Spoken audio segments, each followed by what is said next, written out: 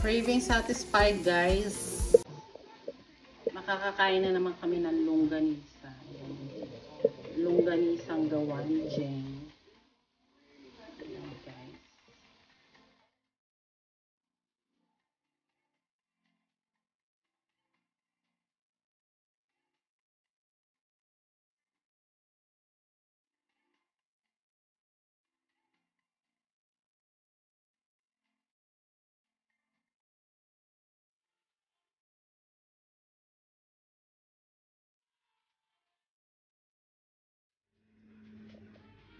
Spicy garlic skinless longganisa, guys.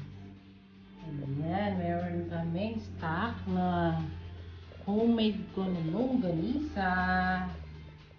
Yay! Meron kaming 3 dozen. So, matagal-tagal din kainan ko, guys. Ayan, nakaset na siya ng by 12. So, 3 meal to. Ewan ko lang kung kailan namin siya makakain. It's been a while. Yung last akong naggawa na skinless longganisa homemade. And nagki-crave yung aking family again. Kaya yan. Napagawa na naman ako ng my homemade skinless longganisa a la Gheng kitchen style. Ito na guys yung aking 3 dozen. So, homemade spicy garlic longganisa a la Gheng.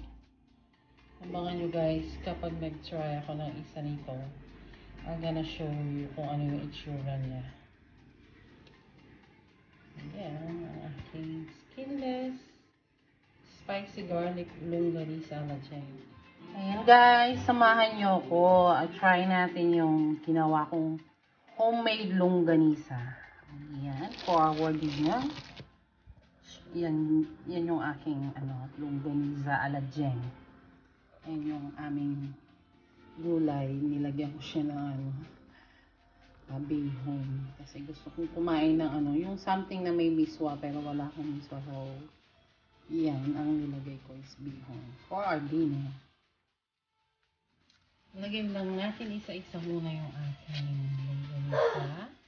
Ayan. Wala mang kahirap-hirap tanggalan na yung ginamit kong papel.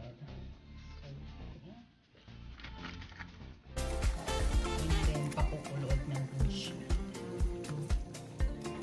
Last 2 na lang guys. And then, lagyan na natin ng konting tubig. Pakuluan muna natin siya para maluto yung karne.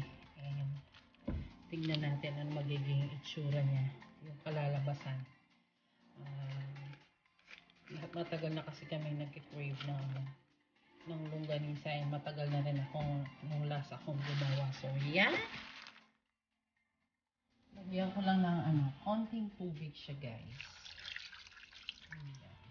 Pakukuluan lang natin siya. Pakita ko sa inyo guys ha. Ayan guys. Craving satisfied yung aking ginisang sardinas with spinach and rice noodles or bihon. And ayun yung aking isasahog sa aking fried rice and ayun yung ako little baba. Ayan naman yung itsura ng aking skinless longganisa guys, yung parang nabibili sa tindahan ni Aling Pe. Ayan, hayaan lang natin matuyo yung tubig at the same time para maluto yung loob ng ating longganisa. So yan, ganyan yung itsura niya guys, diba? May skinless longganisa a la Gheng. So, balikan ko kayo guys. Ito na guys, halos pa wala na yung tubig. Nagka-caramelize na, diba? Medyo matamis ng konti ito guys. Ayan. Lagyan na natin, pwede na natin lagyan ng konting olive oil para maprito lang ng konti siya guys.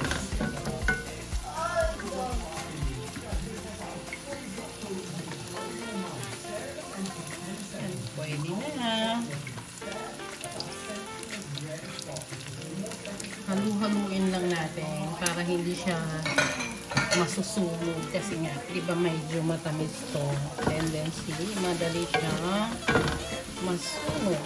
Once in a while, kailangan natin.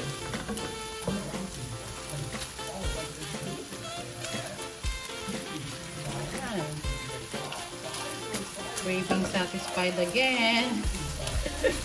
Para akong naglilihi guys, kaya yan. Lagi na lang kasing low carb nito, lagi na lang kasing karne. Sabi ko sa husband ko, bukas, ulam namin. Ito nga, sinabihan ko muna siya. Sige, magluto ka, sabi niya. Ayan. Pinagbigyan. So, yan. Happy na naman kami. Ayan yung aking skinless longganisa a la Gheng. Ito na siya guys. Konting kembot na lang. Diba? Longganisa na siya. Hope you guys enjoyed watching my video for today. My version of skinless longganisa. Don't forget to subscribe Gheng Kitchen's vlog, and don't forget to hit the notification bell button for more updates for our next one, guys. Thank you so much sa pagsama sa akin, guys. Ayan, almost done na. Thank you. Keep safe always and God bless. Bye-bye.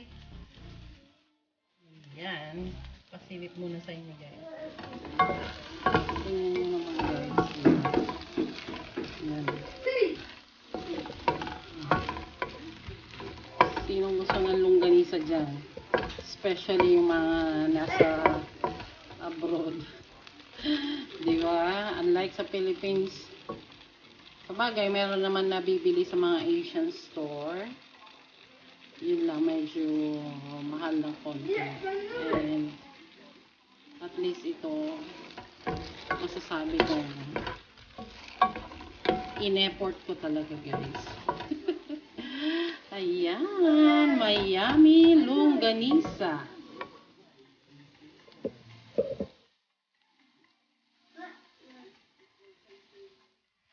Ayan naman yung aming fried rice guys. So, diba? Ang sarap. Ang aming simpleng dinner for today, pero sobrang nakaka-happy siya.